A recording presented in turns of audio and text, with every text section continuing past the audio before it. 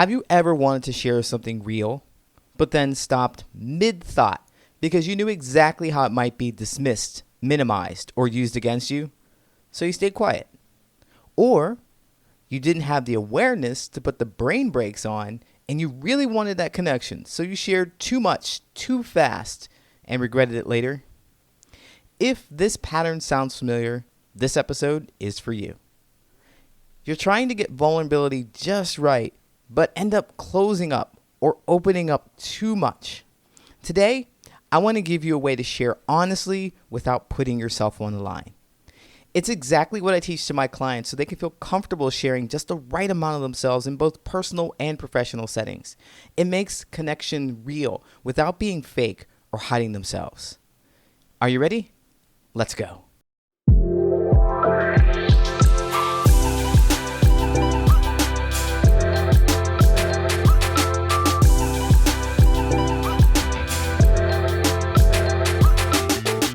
Hey, what's going on? My name is Coach Lee Hopkins. My pronouns are he, him, his, and you're listening to the Patterns of Possibility podcast, the podcast for late identified autistic adults who want real relationships without fake masks. Let's talk connection, clarity, and showing up as your authentic self. Now, in this episode, I'm going to walk you through why vulnerability feels so damn dangerous for so many of us, and how to share personal truths in layers instead of all at once. And then my simple framework called We, You, Me, that lets you choose how close you get, when, and with whom. This is about intentional disclosure, not exposure. Now, if you're ADHD, autistic, ADHD, or any kind of neurodivergence, sharing hasn't historically been safe. We've been talked over because we've taken too long to process and share our thoughts. We've been corrected because we blurted out a statement that we haven't fully processed because we didn't want to be talked over. We've been criticized because we spoke about something obvious that wasn't supposed to be said out loud. You know, when you point out the problem, you become the problem. Yeah, and I felt like I just couldn't get it right. So over the years, I would hide because I learned that opening up and sharing was dangerous. But here's the confusing thing. All the experts say, vulnerability is the key to connection. It doesn't feel like it though. So then I would swing in the other direction and share everything deeply. Then I'd overwhelm people with all my feelings and ideas, and then they would run away as fast as they could. So what am I supposed to do here? Well, that's when I learned that vulnerability isn't bad. It's sharing what with the right person and when. And getting those variables aligned can feel really frustrating because I don't know who the person is. I don't know when's the right time. And I don't know what to share. And so what I want to do in this episode is help you figure out what that looks like for you.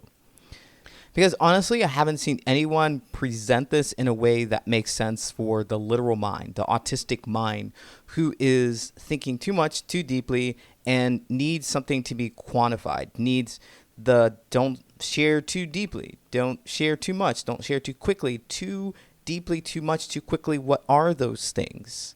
And if I don't say anything at all, then that gets me backlash too, doesn't get the kind of connection. So what is the sweet spot? What's the middle? This is what I want to talk about today. It's the We, You, Me framework. So this framework gives you 3 different depths of disclosure. All of them are honest, all of them are real, but they carry different levels of personal risk. Let's say you love horror movies, not casually. You love them. You own the Friday the 13th special box set edition. You have a signed copy of the original Saw poster. And every time this comes up, someone eventually calls you weird, intense, or disturbing.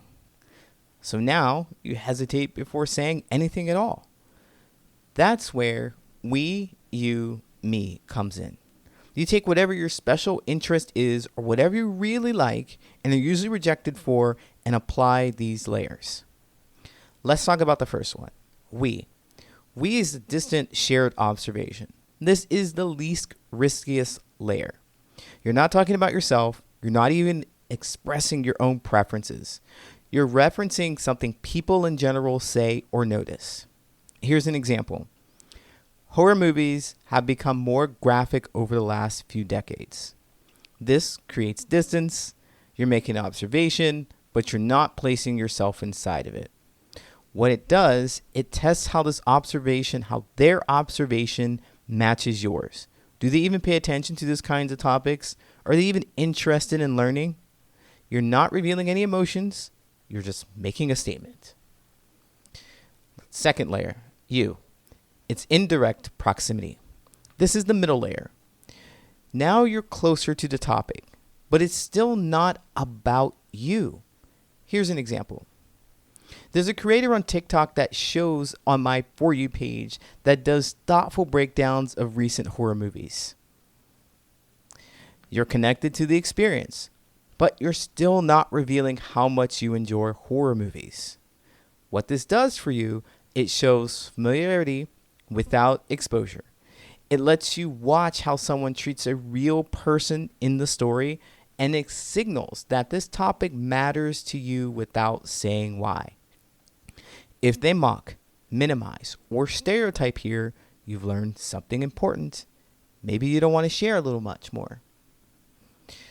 The third layer, the closest one, me. Personal disclosure. Now this one is the deepest layer. This is where you place yourself inside of the story. Here's an example. I'm really into horror movies and I have a huge collection of memorabilia. What this does is it carries the highest risk of dismissal or rejection, and it has the potential to hurt the most because you've been rejected here before. But it gets them closer to knowing how you really feel about what's important to you. Now, why does this matter? Exposure in layers. Well, most people think vulnerability means going straight to me so that you can reveal the deepest and most important things about you right away so you can cut through all the small talk. But don't you do it. Don't you do it. It overwhelms them with information that they weren't ready for.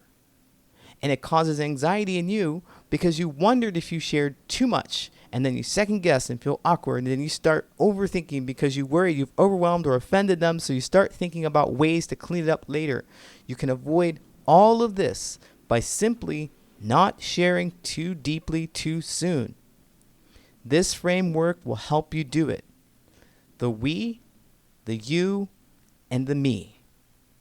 Now, one of the experiences that I've had that helped me come up with this framework was my burning desire to connect with people and make friends and just failing all over the place.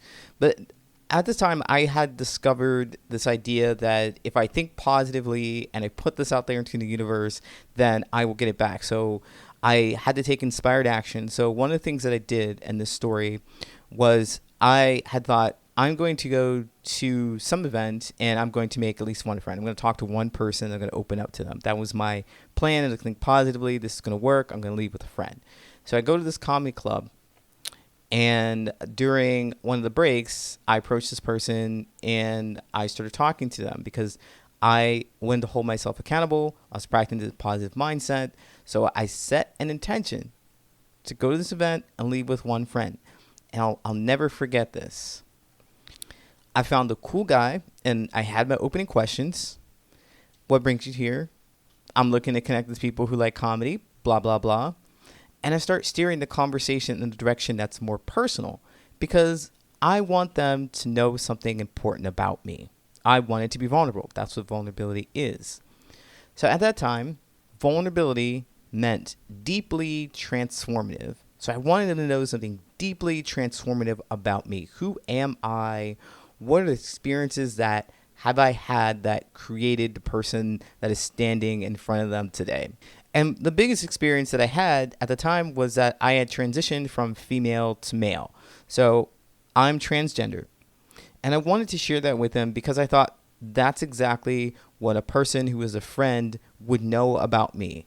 It's deep, it's important, it's perfect. But I did not want to tell them straight away, just open up right away. I thought, that might be a little too much. So I wanted to work my way towards sharing that information with them. That was my intention. That was my plan.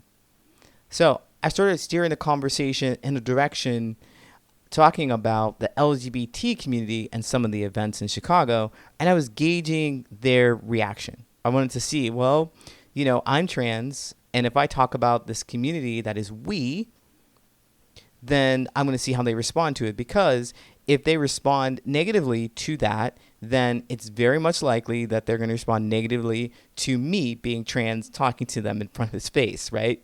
So I did that, talked about the LGBT community, some of the events, and they seemed fine with it. They were cool.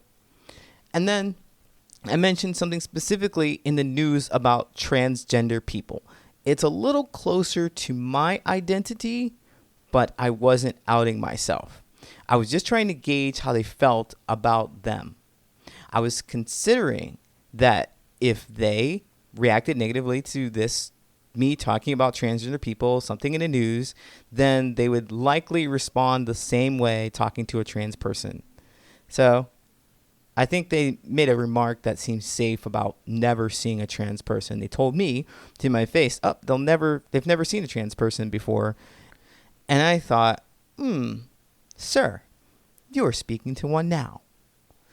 Wouldn't it be amazing to share that with them? This, I thought, would be my chance to be both vulnerable and exciting, and give them an opportunity to be educated about how you just can't spot them. We're out here, right? You didn't know that you were talking to one. Surprise. Now you are. Now you know. So I did. And this guy's face blanked. He looked pale, frightened. He stopped all communication and walked away. I swear it was almost like he saw a ghost. And I'm not going to lie, that hurt. I went home and I cried. I followed the directions of being vulnerable. I did the affirmations, did the positive mindset. I was vulnerable and I got hurt. And I thought, never again. I'm never going to open up to people ever again. And maybe you felt that intense rejection too, but I'm telling you this story for a reason. It's important. I was careful about opening up to this person. I didn't just blurt out, this is who I am. This is what I want you to know about me. I worked my way to the point. I talked about we, as in the group of people, the LGBT community that I was a part of. Then I talked about something that was closer to me, which was being transgender. That's you. It's related to me, but not exactly me. And then I talked about myself. And that was way, way too much for them to handle. It was a surprise. But in this conversation, I missed the fact that they've never seen a trans person before. They said they were from a different country who didn't really understand what transgender was. I think it was outlawed or something along those lines. I missed those things. So it's not that I did the technique wrong. I missed the opportunity to stop, because revealing myself was too much. I didn't realize it until the experience happened. Until it happened, it was way too much. They weren't comfortable with it. They didn't know what to do. Maybe they thought they were progressive until they got into the space where they were actually talking to one. Maybe they thought that they knew exactly what transgender people look like, and I blew their fucking mind. It's not what you thought. I changed their whole reality in that sense, right? I'm sharing this with you again because the technique is not wrong. Being comfortable with opening up in layers, but paying attention, the other piece is paying attention to how the other person is responding. This strategy is discernment. It's choosing when and how you share based on the responses you're receiving from your observations. And here's the key rule. If you're not comfortable with rejection now, don't share at the deepest level. Start with we, move to you, and share me when you're comfortable. If you want personalized one-on-one support to learn this skill, then go to patternsof.possibility.com, click Get Coaching, have a free consultation with me. You'll walk away with one actionable step that you can apply immediately. All right, let's wrap this up. If you've heard something today that has helped you see yourself in relationships a little differently, then I'd love to hear your thoughts. You can leave a comment here, or you can reach me at patternsofpossibility@gmail.com. I'd love to hear your thoughts. Also, if you could take a moment to rate, review, and subscribe, it really helps more people find these conversations and join our growing community. And speaking of community, if you're looking for a space where you can express yourself and be met with curiosity rather than rejection as a late diagnosed autistic adult, then come visit thepatternsofpossibility.com and find your community there. Learn more about what we're doing. We're connecting with others. You can be yourself and authenticity in this space. Find other people who've had your experiences, who know what you're going through, so you don't have to do this alone. Until next time, take care of your energy and remember that connection starts when you allow yourself to be seen.